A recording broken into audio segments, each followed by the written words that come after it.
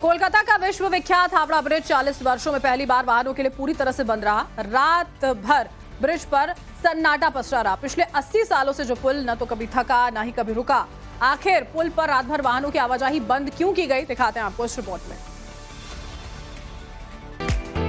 Howrah bridge Kolkata की शान है। हावड़ा ब्रिज कोलकाता की पहचान है। हावड़ा ब्रिज भारतीय स्थापत्य कला को दर्शाता है। हावड़ा ब्रिज इंजीनियरिंग का नायाब नमूना है।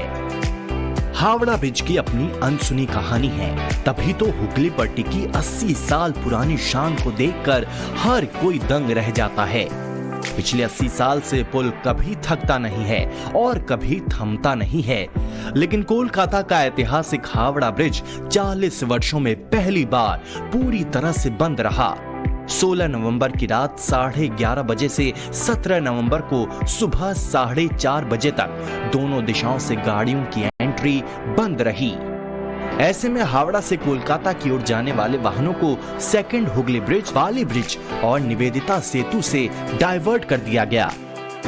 दरअसल कोलकाता और हावड़ा शहर को जोड़ने वाले रविंद्र सेतु यानी हावड़ा ब्रिज के रखरखाव का परीक्षण किया जाना था। हावड़ा ब्रिज की बारीकी से जांच करने के लिए श्यामा प्रसाद मुखर्जी पोर्ट ट्रस्ट ने विशेषज्ञों की मदद ली है, जिसका उद्देश्य इस बात की जांच करना था कि पुल कमजोर या क्षतिग्रस्त तो नहीं हुआ है।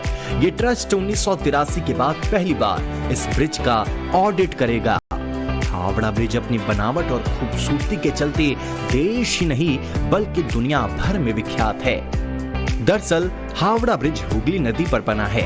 इसका निर्माण ब्रिटिश सरकार ने करवाया था। ये पुल 1936 में बनाना शुरू किया गया था और 1942 में पुल बनकर तैयार हुआ। इसे साल 1943 में आम लोगों के लिए खोला गया।